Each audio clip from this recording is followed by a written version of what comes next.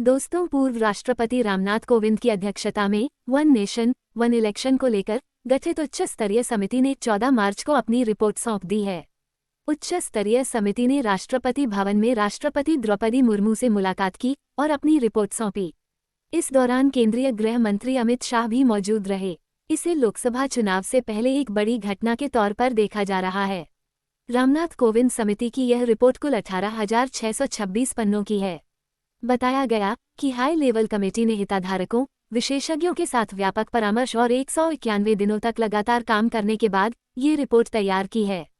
माना जा रहा है कि इस रिपोर्ट में 2029 में एक साथ चुनाव कराने की सिफारिश की गई है।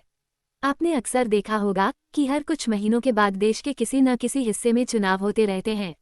इससे चुनाव आयोग को भी बहुत से समस्याओं का सामना करना पड़ता है। सरकारों का भी ज्यादातर समय चुनाव के चलते अपनी पार्टी या संगठन के हित में ही खर्च होता है। इस तरह के समस्या से निपटने के लिए प्रधानमंत्री नरेंद्र मोदी ने एक देश एक चुनाव की बात रखी थी। आइए जानते हैं कि एक देश एक चुनाव का मतलब क्या है। इसका अर्थ यह है कि संसद, विधानसभा और स्थानीय चुनाव एक साथ एक ही समय पर हों। और सरल शब्दों में ऐसे समझा जा सकता है कि वोटर यानी लोग एक ही दिन में सरकार या प्रशासन के तीनों स्तरों के लिए वोटिंग करें। अब चूंकि विधानसभा और संसद के चुनाव केंद्रीय चुनाव आयोग संपन्न करवाता है और स्थानीय चुनाव राज्य चुनाव आयोग, तो इस एक देश एक चुनाव में समझा जाता है कि तकनीकी रूप से संसद और विधानसभा चुनाव एक साथ संपन्न करवाए जा सकते हैं। चलिए जानते हैं तो इस आइडिया पर बहस क्यों हो रही है। कुछ विद्वान और जानकार इस विचार से सहमत हैं तो कुछ सहमत नहीं हैं। दोनों के अपने अपने तर्क हैं। पहले इन तर्कों के मुताबिक इस तरह की व्यवस्था से जो फायदे मुमकिन दिखते हैं उनकी चर्चा करते हैं।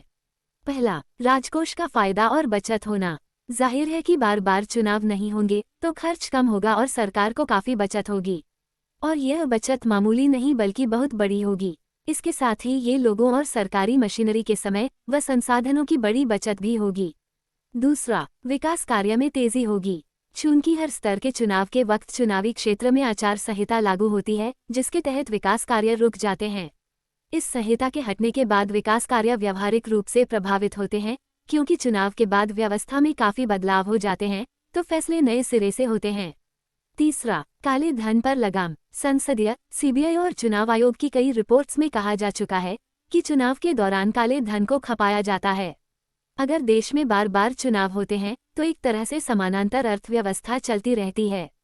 चौथा, सुचारू प्रशासन। एक चुनाव होने से सरकारी मशीनरी का इस्तेमाल एक ही बार होगा, लिहाजा कहा जाता है कि स्कूल, कॉलेज और अन्य विभागों के सरकारी कर्मचारियों का समय और काम बार बार प्रभावित नहीं होगा, जिससे सारी संस्थाएं बेहतर ढंग से काम कर सकेंगी।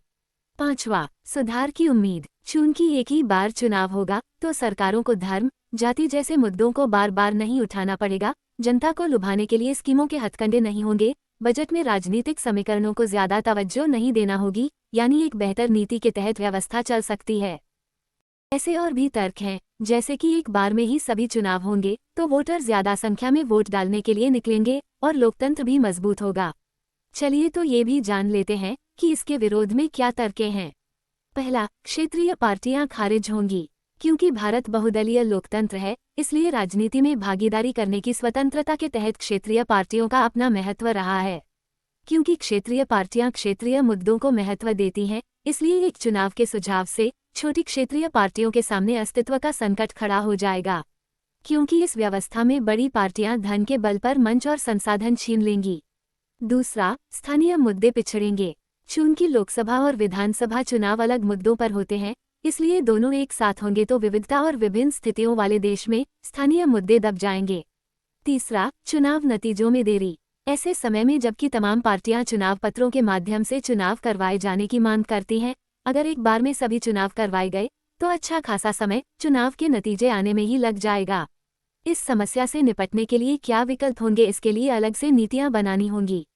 चौथा, संवैधानिक समस्या। देश के लोकतांत्रिक ढांचे के तहत यह सुझाव सुनने में भले ही आकर्षक लगे, लेकिन इसमें तकनीकी समस्याएं काफी हैं। मान लीजिए कि देश में केंद्र और राज्य के चुनाव एक साथ हुए, लेकिन यह निश्चित नहीं है कि सभी सरकारें पूर्ण बहुमत से बन जाएं। तो ऐसे में क्या होगा? ऐसे में चुनाव के बाद अनैतिक रूप से गठबंधन बनेंगे और बहुत संभावना है कि इस तरह की सरकारें 5 साल तक चल ही न पाएं। यही नहीं, इस विचार को अमल में लाने के लिए संविधान के कम से कम 6 अनुच्छेदों और कुछ कानूनों में संशोधन किए जाने की जरूरत होगी। 5वां, संसाधनों की दरकार। आबादी के लिहाज से भारत चूंकि दुनिया का सबसे बड़ा लोकतंत्र है, इसलिए जानकारों के मुताबिक यहाँ एक साथ सभी राज्यों, केंद्र शासित प्रदेशों और संसद के चुनाव करवाए जाने के लिए मौजूदा संसाधनों और मशीनरी में कमी आ सकती है। तो चलिए जानते हैं कि इस समस्या का हल क्या होगा। फिलहाल इसे लेकर कुछ कहा नहीं जा सकता है, लेकिन इस बहस में ध्यान रखने की बात है कि इस विचार को अमल में लाने के लिए एक आम राजनीतिक सहमति बहुत जरूरी है। और जब बहस में दोनों पक्षों के तर्क ठीक लग रहे हों, तब फैसला लेना और भी मुश्किल हो जाता है। इसके कई और पहलू हैं। फिलहाल ये भी जान लीजिए कि एक सर्वे के मुताबिक पाया गया कि एक साथ चुनाव हुए तो एक आम भारतीय वोटर राज्य और केंद्र के लिए एक ही पार्टी को वोट करे, इसके चांसेस 77% तक होंगे। भारत में चुनावों में धन और ताकत झोंकी जाती है, इसलिए इस तथ्य को भी ध्यान में रखना चाहिए। वैसे भी अब तो जो होगा वो पूर्व राष्ट्रपति रामनाथ कोविंद की अध्यक्षता वाली समिति की सिफारिशों के आधार पर ही होगा। जानकारी अच्छी लगी हो तो वीडियो को लाइक और शेयर करना ना भूलें, साथ ही हमारे चैनल को भी सब्सक्राइब करें ताकि आप लोगों को इस तरह की वीडियो मिलती रहे।